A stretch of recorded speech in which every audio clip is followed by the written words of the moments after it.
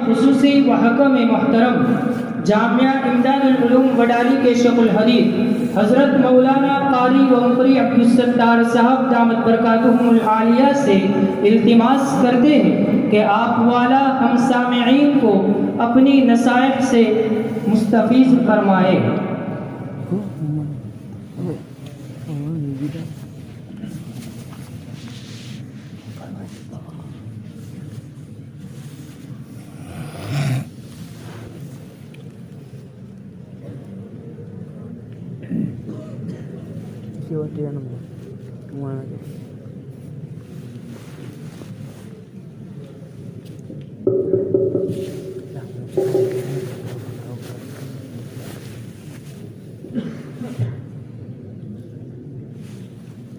نحمده ونصلي على رسوله الكريم أما بعد قال النبي صلى الله عليه وسلم خيركم من تعلم القرآن وعلمه۔ حضرات علماء اعظام اور میرے عزیز طلباء،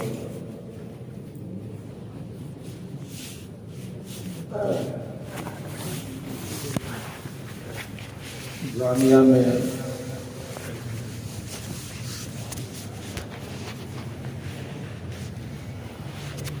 مسابقۃ التجوید والقراءت کے سلسلے میں چند سال پہلے متعدد مرتبہ حاضری کی سعادت ہوئی،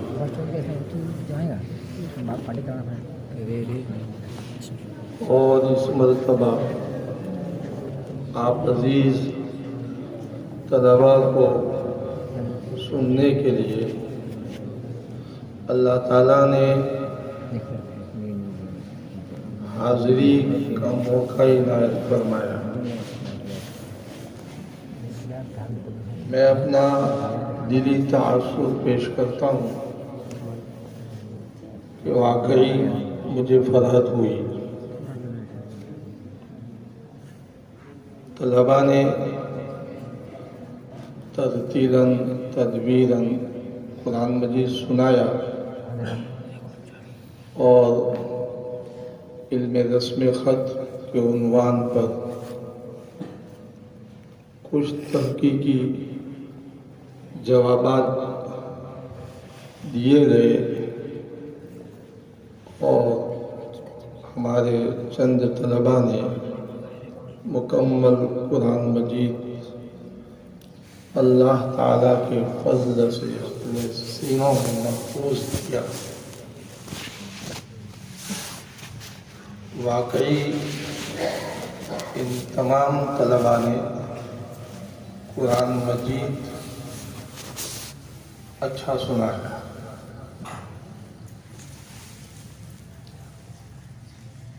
حضرت خباب ابن ارت رضی اللہ تعالیٰ عنہ،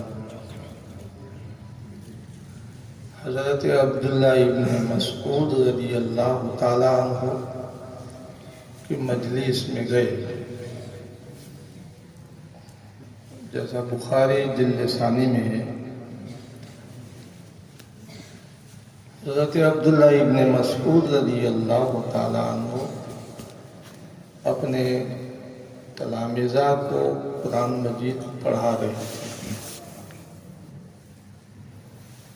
تو حضرت خباب ابن ارت رضی اللہ تعالیٰ عنہ نے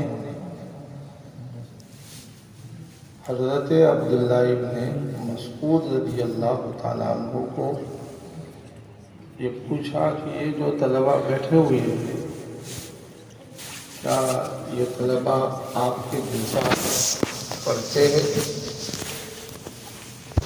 کیونکہ حضرت عبداللہ ابن مسعود رضی اللہ تعالیٰ عنہ، ان کے بارے میں تو ہمارے نبی کریم صلی اللہ علیہ وسلم نے ارشاد فرمایا، اور فن تجوید پڑھنے والے طلباء جانتے ہیں کہ ہماری قرأت کی سند میں، روایت حفصہ کی سند میں حضرت عبداللہ ابن مسعود رضی اللہ تعالیٰ عنہ کا نام آتا ہے۔ کتابوں میں لکھا ہوا ہے کہ حضرت امام حفص رحمۃ اللہ علیہ، میں جو حدیث بیان کر رہا ہوں لیکن درمیان میں یہ بات آ گئی، وہ واقعہ میں بعد میں پورا کرتا ہوں۔ حضرت امام حفص رحمۃ اللہ علیہ نے اپنے استاد حضرت امام عاصم رحمۃ اللہ علیہ کو پوچھا کہ حضرت میں نے بھی آپ سے پڑھا اور امام شعبہ انہوں نے بھی آپ سے پڑھا، لیکن ہم دونوں کی روایت میں فرق ہے، اس کی کیا وجہ ہے؟ تو حضرت امام عاصم رحمۃ اللہ علیہ نے فرمایا حضرت امام حفص ابن سلیمان الاسدی رحمۃ اللہ علیہ کو کہ میں نے آپ کو جو پڑھایا ہے روایت حفص، میں نے وہ قرأت ابو عبد الرحمن السلمی رحمۃ اللہ علیہ سے میں نے حاصل کی، اور ابو عبد الرحمن السلمی رحمۃ اللہ علیہ نے حضرت علی رضی اللہ تعالیٰ عنہ سے حاصل کی۔ یہ حضرت علی صحابی، ابو عبد الرحمن السلمی ایک کبار تابعین میں سے، اور میں نے جو حدیث پڑھی خیرکم من تعلم القرآن وعلمہ، اس حدیث کے راوی ہے، اور یہ فرمایا کہ میں نے ابو بکر ابن عیاش، جن کو امام شعبہ کہتے ہیں، ان کو میں نے وہ قرأت پڑھائی جو قرأت میں نے زید ابن حبیش الاسدی رحمۃ اللہ علیہ سے حاصل کی، اور زید ابن حبیش الاسدی رحمۃ اللہ علیہ نے عبداللہ ابن مسعود رضی اللہ تعالیٰ عنہ سے۔ اس لیے ابو بکر ابن مجاہد رحمۃ اللہ علیہ نے لکھا ہے کہ روایت حفص اور روایت شعبہ دونوں کے درمیان میں 520 مقامات میں اختلاف ہے۔ ہمارے قاری صاحب نے روایت شعبہ پر کتاب لکھی ہے، طلبہ جانتے ہوں گے۔ مجھے تو یہ امید تھی کہ روایت شعبہ کوئی طالب علم سنائے گا، اس لیے آئندہ اس کا خیال رہے امام عاصم رحمۃ اللہ علیہ کے شاگرد امام حفص رحمۃ اللہ علیہ کی روایت جیسی متواتر ہے، ویسی ہی امام شعبہ رحمۃ اللہ علیہ کی روایت متواتر ہے، لیکن روایت حفص مشہور ہے، اس لیے اکثر شہروں میں، ملکوں میں روایت حفص کو پڑھایا جاتا ہے۔ روایت شعبہ، امام شعبہ رحمۃ اللہ علیہ نے تو 5 آیتیں کر کے 3 سال میں امام عاصم رحمۃ اللہ علیہ کے پاس پڑھا۔ ایسا نہ ہو کہ ہم روایت شعبہ کو چھوڑ دیوے تو کوئی یہ بھی نہ جانے کہ یہ بھی امام عاصم رحمۃ اللہ علیہ کے شاگرد ہے۔ قرأت سبع اور اشرا پڑھنے والے طلبہ تو جانتے ہیں کہ امام عاصم رحمۃ اللہ علیہ کے 2 شاگرد مشہور ہوئے، لیکن ابتدائی روایت حفص پڑھنے والے طلبہ اس کو نہیں جانتے۔ وہ فوائد مکیہ میں وہ کبھی بھی آتا ہے تو پھر اساتذہ بتاتے ہیں بھی کا مطلب یہ ہے کہ طریقہ روایت حفص ہے، بھی میں بھی روایت حفص جو ہے یہ طریقہ جزریہ سے جو ثابت ہے وہ مراد ہے۔ امام شعبہ رحمۃ اللہ علیہ کا نام تو کہیں آتا نہیں، اس لیے آئندہ مسابقہ میں روایت شعبہ کو بھی شامل کیا جائے، جیسا آپ نے روایت ورش عن نافع کو سنایا، روایت امام کسائی رحمۃ اللہ علیہ کی قرات کو سنایا، اس طریقے سے روایت شعبان عاصم کو بھی آپ سنائیں گے۔ ہاں، تو میں یہ بتا رہا تھا کہ حضرت عبداللہ ابن مسعود رضی اللہ تعالیٰ عنہ، ان کے بارے میں ہمارے نبی کریم صلی اللہ علیہ وسلم نے خبر دی ہے، آپ نے رہنمائی فرمائی کہ اگر کوئی یہ چاہے کہ قرآن مجید جیسا نازل ہوا ویسا پڑھے، کوئی اگر یہ چاہے تر و تازہ، تو ابن ام عبد یعنی حضرت عبداللہ ابن مسعود رضی اللہ تعالیٰ عنہ جیسا پڑھے۔ امام ترمذی رحمۃ اللہ علیہ یہ حدیث لائے لیکن مختصر لائے ہیں۔ دور حدیث کے طلبہ جانتے ہیں کہ امام ترمذی رحمۃ اللہ علیہ بعض مرتبہ مختصر حدیث لاتے ہیں اور پھر ایسا فرماتے وہ فی الحدیث قصۃ طویلۃ، حدیث میں لمبا مضمون ہے۔ دوسری جگہ میں یہ واقعہ لکھا ہے کہ ایک مرتبہ حضرت عمر رضی اللہ تعالیٰ عنہ عرفات کے میدان میں وقوف کیے ہوئے تھے، تو ایک کوفہ کے رہنے والے ایک صحابہ ہیں اور یوں سمجھو شکایت کے انداز میں انہوں نے کہا، حضرت امیر المومنین حضرت فاروق اعظم رضی اللہ تعالیٰ عنہ کو یہ کہا کہ ہمارے کوفہ میں ایک صاحب ہے جو قرآن مجید زبانی لکھواتے ہیں۔ فوراً حضرت فاروق اعظم رضی اللہ تعالیٰ عنہ کا ہاتھ کوڑے پر چلا گیا، کوڑا تو ہوتا ہی تھا۔ کون ہے جو قرآن مجید زبانی لکھواتا ہے؟ جیسا آپ نے مکالمہ میں سنا کہ قرآن کا جو رسم الخط ہے یہ محفوظ ہے، اس میں عقل کا دخل نہیں ہے۔ دیکھیے عزیز طلبہ، یہ جو قرات ہے، قرات سبع، اس طریقے تجوید ہے، رسم الخط ہے، اس میں قیاس کا بالکل دخل نہیں ہے۔ قرات کے بارے میں تو علامہ شاطبی رحمۃ اللہ علیہ نے صاف فرما دیا ہے وَمَا لِقَيَاسٍ فِي الْقِرَاءَةِ مَدْخَلُ فَدُونَكَ مَا فِيهِ الرِّضَا مُتَكَفِّلًا۔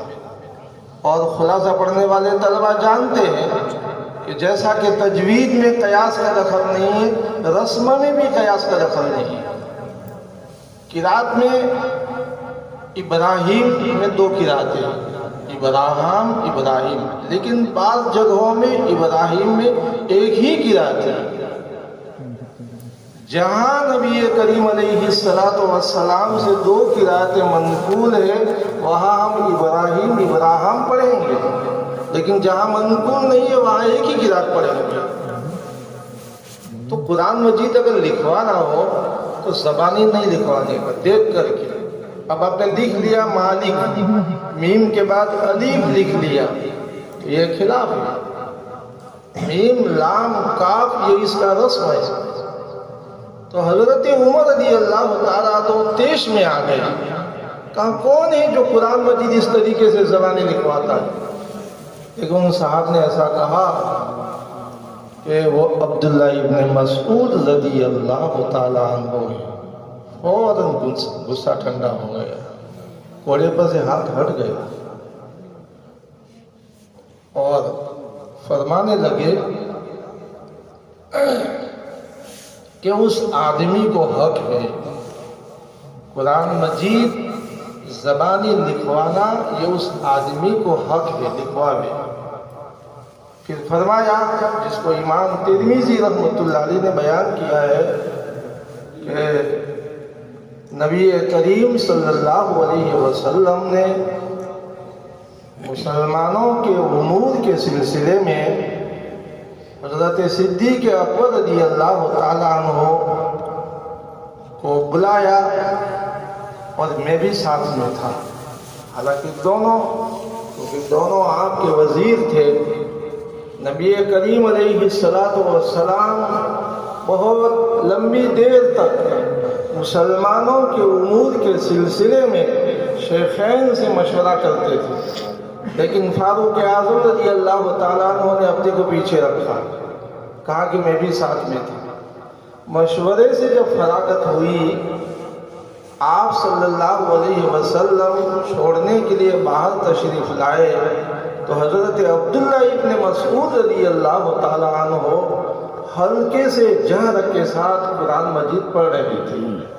تو آپ نے شیخین کو فرمایا کہ اگر کوئی یہ چاہے کہ قرآن مجید تر و تازہ جیسا نازل ہوا ہے ویسا پڑھے تو ابن ام عبد رضی اللہ تعالیٰ عنہ ان کے جیسا پڑھے۔ عبداللہ ابن مسعود تو عبداللہ ابن مسعود ہی تھے، اس لیے حضرت خباب ابن عرط رضی اللہ تعالیٰ عنہ نے پوچھا، یہ جو بیٹھے ہوئے ہیں آپ کے تلامذہ آپ کے جیسا پڑھتے ہیں؟ کہا آپ کہو، اس میں یہ بھی ہے کہ میں کہوں آپ کہو تو میں کسی کو کہوں یا آپ کسی کو کہو۔ تو پھر حضرت علقمہ بہت مشہور شاگرد ہے، ان کو کہا کہ آپ قرآن مجید سناؤ۔ یہ لمبی حدیث ہے، ابھی موقع نہیں ہے کیونکہ 12 بجنے جا رہے ہیں۔ طلباء ماشاءاللہ سنجیدگی کے ساتھ بیٹھے ہوئے ہیں۔ میں دیکھا نہیں کسی طالب علموں کو کہ پانی پینے کے لیے بھی گیا ہو، کبھی کو گیا ہو۔ یہ بہت اچھی بات ہے، سنجیدگی اور وقار یہ ہونا چاہیے۔ طالب علم کے زمانے میں سنجیدگی اور وقار اگر آتا ہے تو فارغ ہونے کے بعد بھی سنجیدگی اور وقار باقی رہتا ہے، اور اگر طالب علم کے زمانے میں چھچورا بنا گیا، سنجیدگی وقار نہیں رہا تو فارغ ہونے کے بعد بھی اس کے اثرات رہتے ہیں۔ تو بڑی مسرت کی بات ہوئی کہ ماشاءاللہ اساتذہ کرام نے جس طریقے سے قرآن مجید طلباء کے قرآن مجید پڑھنے کو سنا، اس طریقے سے آپ عزیز طلباء نے بھی سنا، اللہ تعالیٰ قبول فرمائے۔ تو حضرت علقمہ کو کہا تو سورہ مریم کی 50 آیت سنائی پڑھا۔ اس کے بعد حضرت خباب رحمۃ اللہ رضی اللہ تعالیٰ عنہ نے تأثر پیش کیا، اس لیے تأثرات پیش کرنے کا ثبوت بھی حدیث سے ثابت ہوا۔ فرمایا کہ بہت اچھا پڑھا۔ بعض روایتوں میں آتا ہے کہ حضرت عبداللہ ابن مسعود رضی اللہ تعالیٰ عنہ نے فرمایا رتل، حضرت علقمہ کو کہا فداک ابی و امی، میرے والدین آپ پر قربان، ترتیل کے ساتھ ٹھہر ٹھہر کر کے آپ پڑھیے۔ اس لیے عزیز طلباء ہم بھی اپنا قلبی تأثر پیش کر رہے ہیں کہ ماشاءاللہ طلباء نے قرأت کو سمجھا ہے اور صحت کا بھی خیال رکھا ہے اور لہجے کا بھی خیال رکھا ہے۔ یہ کمی کوتاہی دیکھیے وہ تو آتی ہی ہے، بڑے حضرات سے کمی ہو جاتی ہے۔ ہمارے استاذ تھے حضرت شیخ عبدالرحیم صاحب رحمۃ اللہ علیہ، جو حضرت مفتی سعید احمد صاحب رحمۃ اللہ علیہ کے ساتھیوں میں سے، وہ فرما رہے تھے کہ ایک حافظ صاحب تراویح پڑھا رہے تھے، پورے قرآن مجید میں کہیں بھی غلطی نہیں آئی لیکن سورہ فاتحہ میں غلطی آئی۔ دیکھیے اس سے یہ نصیحت حاصل کر سکتے ہیں کہ ہم جو پڑھتے یا اپنا علمی اظہار کرتے، چاہے پڑھنے والے پڑھتے ہو چاہے ہم اساتذہ کرام، یہ سب اللہ تبارک و تعالیٰ کا فضل ہے، ہمارا کوئی کمال نہیں۔ جن عزیز طلباء نے اگر اچھا پڑھا ہے اور انہوں نے لہجہ بنایا ہے اور تلفظ ادا کو درست کیا ہے، وہ اللہ تعالیٰ کا شکر ادا کرے کہ اللہ تعالیٰ نے ہم کو توفیق دی اور ہم کو قدرت دی، ہم نے مشق کی اور ہم نے مجمع میں قرآن مجید کو سنایا، خود پسندی سے اپنے آپ کو بچایا۔ حضرت امام کسائی رحمۃ اللہ علیہ جن کی قرأت ایک طالب علم نے سنائی تو وہ خود اپنے بارے میں فرماتے ہیں کہ مجھے ایک مرتبہ میری قرأت مجھے اچھی لگی کہ میں اچھا پڑھتا ہوں، تو میں خلیفہ ہارون رشید کے ساتھ تھا، تو میں نے نماز پڑھائی تو مجھ سے ایسی غلطی ہوئی کہ کسی طالب علم، کسی قرات کے جاننے والے سے ایسی غلطی نہیں ہو سکتی، یعنی یوں کہو کسی بچے سے بھی ایسی غلطی نہیں ہو سکتی۔ لعلہم یرجعون کو میں نے پڑھ لیا لعلہم یرجعین، ایسی غلطی ہو گئی۔ دیکھیے اتنے بڑی امام ہیں، صرف قرات کے امام نہیں ہے، نحو کے بھی امام ہیں۔ بعد میں خلیفہ ہارون رشید کی اتنی ہمت تو نہیں ہوئی مجھے کہنے کی کہ اخطأت، آپ نے غلطی کی، لیکن مجھے یہ پوچھا ایک عیسائی ایو لغت حاضی، یہ کون سی لغت ہے؟ لعلہم یرجعین۔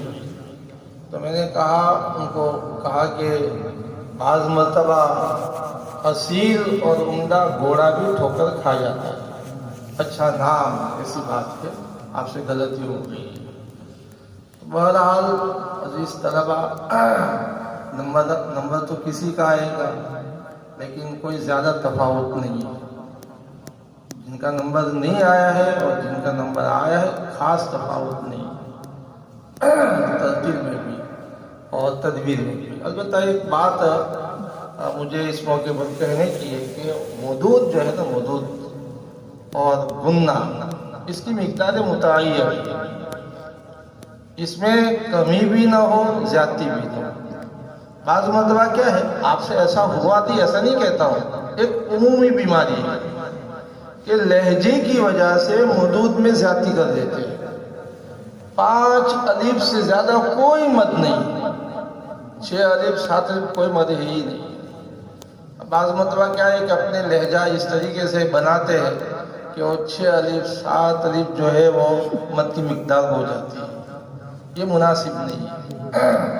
حضرت امام حمزہ رحمۃ اللہ علیہ وہ خود اپنے تلامذہ کو فرماتے تھے کہ دیکھو بالوں میں معمولی سے زیادہ اگر پیچ آ گئی تو وہ بال قطت کہلاتے ہیں اور وہ ناپسندیدہ ہوتے ہیں۔ اسی طریقے سے سفیدی اگر میں افراط ہوگا، زیادتی ہوگی، تو اس وقت وہ برس کی بیماری ہو جاتی ہے اور وہ پسندیدہ نہیں ہے۔ اس لیے اپنے شاگردوں کو فرماتے تھے کہ غنہ کی جو مقدار ہے، مدود کی جو مقدار ہے، ان مقداروں کے اوپر قائم رہے۔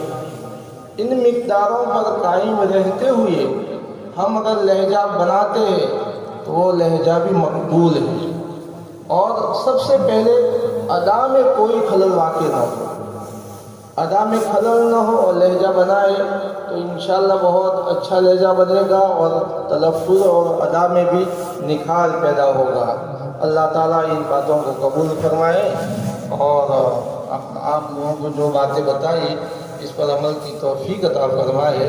ایک آخری بات یاد آ گئی جو بہت ضروری ہے، یہ جو مسابقہ ہوا ہے یہ تو مشق کا مسابقہ ہوا ہے۔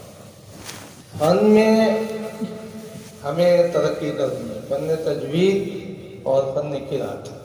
روایت حفصہ جہاں تک پڑھایا جاتا ہے اس کو فن تجوید کہتے ہیں۔ اس کے بعد قرات سبع، متواترہ، قرات اشر صغیر، اشر کبیر، اس کو فن قرات کہتے ہیں۔